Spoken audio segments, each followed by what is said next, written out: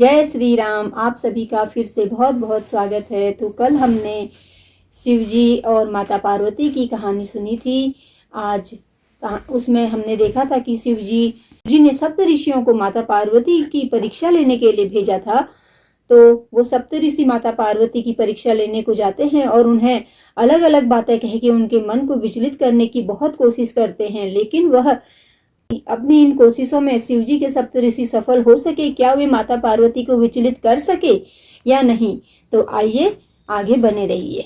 शिव जी के द्वारा भेजे गए सप्त ऋषि माता पार्वती को बोलते हैं कि नारद जी ने जिसे भी जो उपदेश दिए हैं, आज तक उन उपदेशों से किसी का घर नहीं बसा है। वो ऐसे कहते हुए आगे उन्हें बोलते हैं कि दक्ष के पुत्रों ने को उपदेश दिया था, तो वही उनका उपदेश मानकर कभी फिर घर की तरफ नहीं लौटे। यही हाल हिरण्यकश्यपु का भी हुआ।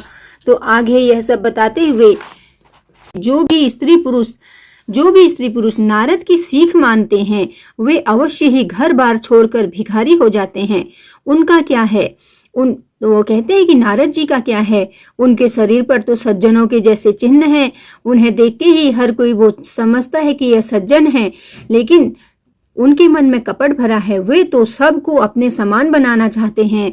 तो शिव जी के द्वारा भेजे गए सप्त ऋषि बोलते हैं कि नारद जी तो जैसे स्वयं हैं वैसे ही सभी को बनाना चाहते हैं। वे किसी का भी घर बसा हुआ नहीं देखना चाहते हैं। उनके वचनों पर विश्वास मानकर तुम ऐसा पति चाहती हो जो स्वभाव से ही उदासीन, गुणहीन, निर्लज, बुरे बेस वाला, नर कपालों की माला पहनने वाला, कुलहीन, बिना घर बार का और शरीर पर सांपों को लपेटे रखने वाला है। यदि ऐसा वर तुम्हें मिलेगा तो तुम क्या सुख पाओगी? तुम उस ठग नारद के बहकावे में आकर भूल गई हो। पहले भी एक बार पंचों के कहने पर ही शिवजी ने सती से विवाह किया था, परंतु उसे त्याग दिया। अब शिव को कोई चिंता नहीं रही है। भीख मांगकर वह खा लेते हैं और सुख से सोते हैं। ऐसे अकेले रहने वालों के घर में भी भला क्या स्त्रियां टिक सकती हैं? तो शिव जी के द्वारा भेजे गए सप्त ऋषि वो अलग अलग तरह की बातें कहकर माता पार्वती को बहकाने की कोशिश करते हैं। अब अभी भी समय है, हमारा कहना मान लो। हमने तुम्हारे लिए बहुत ही सुंदर, पवित्र, सुखदायक और सुशील वर ढूंढा है, जिसका यश और लीला वेद भी गाते हैं। वह दोषों से रहित है, सारे सद्गुणों की राशि है, लक्ष्मी का स्वामी और वैकुंठपुरी का रहने वाला है। हम उसे तुमसे मिलवा देंगे। यह शिवजी के सप्त ऋषि माता पार्वती से ऐसा कहते हैं तो पार्वती मैया यह सुनते ही हंसने लगती हैं और हंसते हुए बोलती हैं, यह तो आपने सत्य ही कहा है कि मेरा यह शरीर पर्वत से उत्पन्न हुआ है, इसीलिए जो मेरा यह हठ है वह नहीं छूटेगा। शरीर मेरा भले ही छूट जाए, लेकिन मेरा हठ नहीं छूटेगा। यह पर्वत के समान अचल है। मेरा हठ पर्वत के समान अचल है। जैसे पर्वत अपनी जगह से नहीं हिल सकता है, वैसे ही मेरा हठ भी नहीं छूट सकता है। आगे मैया बोलती है कि सोना भी पत्थर से ही उत्पन्न होता है। जो सोना है वह भी पत्थर से ही उत्पन्न होता है। अतः इसीलिए वह जलाए जाने पर भी अपने सुवर्ण तत्व को नहीं छोड़ता है। अतः मैं नारद जी के वचनों को नहीं छोड़ूंगी। माता पार्वती बोलती है कि इसीलिए मैं नारद जी के वचनों को नहीं छोड़ूंगी। चाहे मेरा घर बसे या उजड़े, इससे मुझे इसका कोई डर नहीं है। जिसे गुरु के वचनों पर विश्वास नहीं है, उसे स्वप्न में भी सुख और सिद्धि सुगम नहीं होती है। माना कि महादेव जी अवगुणों की खान है और विष्णु समस्त सद्गुणों के धाम हैं। माता पार्वती आगे कहती है कि माना कि महादेव जी अवगुणों की खान है और विष्णु भगवान समस्त सद्गुणों के धाम हैं, पर जिसका मन जिसमें रम गया हो उसको तो उसी से काम है। हे मुनीश्वरों, यदि आप मुझे पहले मिलते तो मैं आपका उपदेश सिर माथे पर रखकर सुनती, परंतु अब तो मैंने अपना जन्म शिवजी के लिए मैं अपना जन्म हार चुकी हूँ।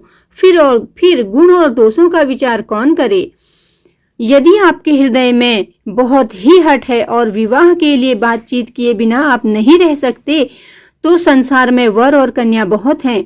खिलवाड़ करने वालों को आलस्य तो होता ही नहीं है।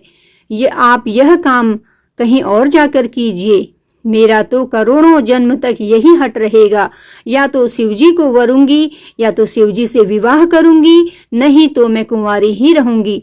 स्वयं शिवजी भी आकर मुझे 100 बार कह देंगे कि नारद के उपदेशों को छोड़ दो और मुझसे विवाह करने का हठ त्याग दो, तभी भी मैं अपना हठ त्याग नहीं करूंगी।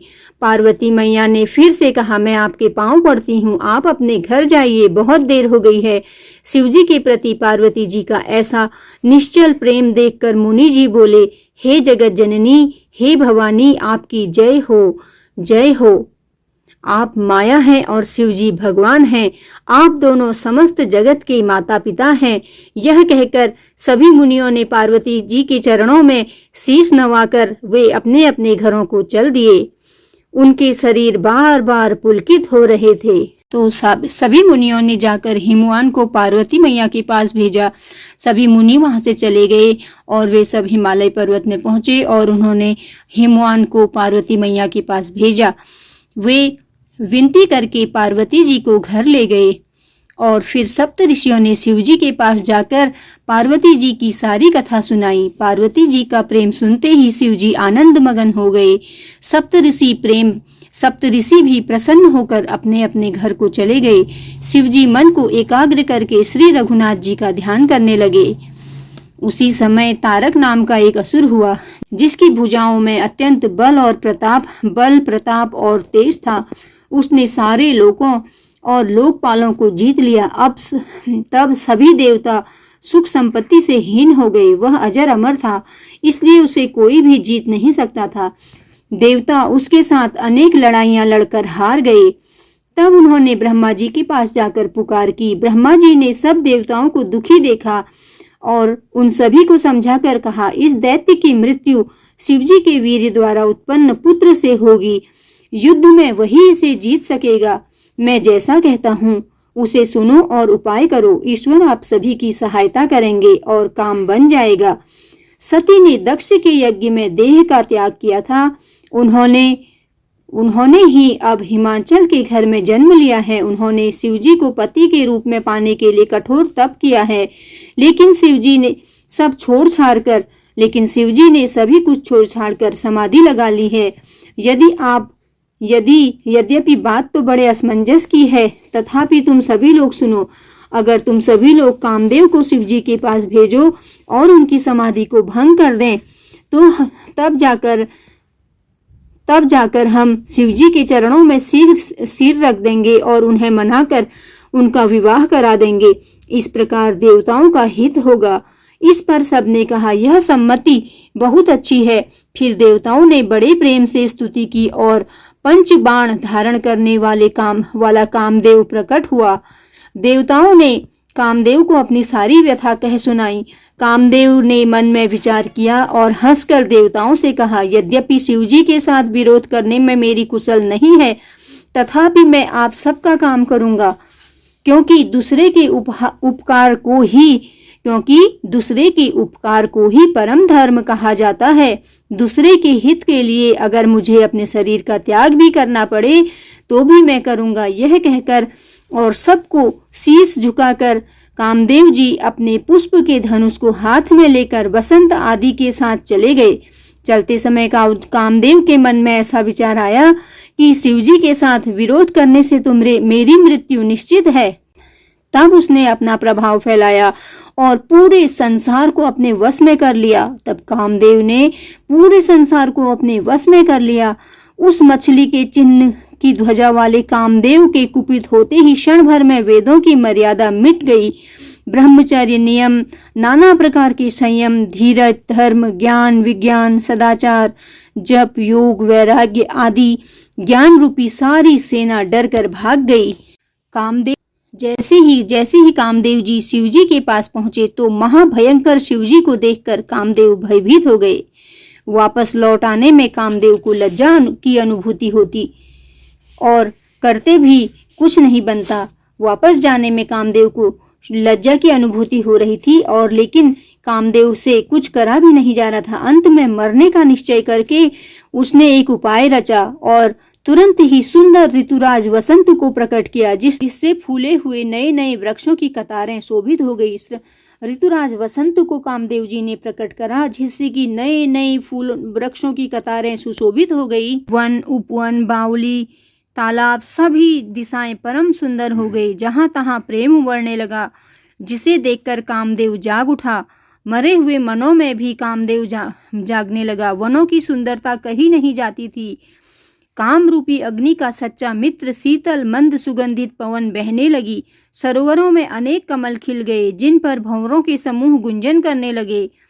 कामदेव अपनी सेना को साथ में लेकर करोड़ों यत्न करते हुए वे श्री महादेव जी की अचल समाधि को नहीं डिगा सके। इस प्रकार अपनी हार होते हुए देखकर कामदेव क्रोधित हो गए।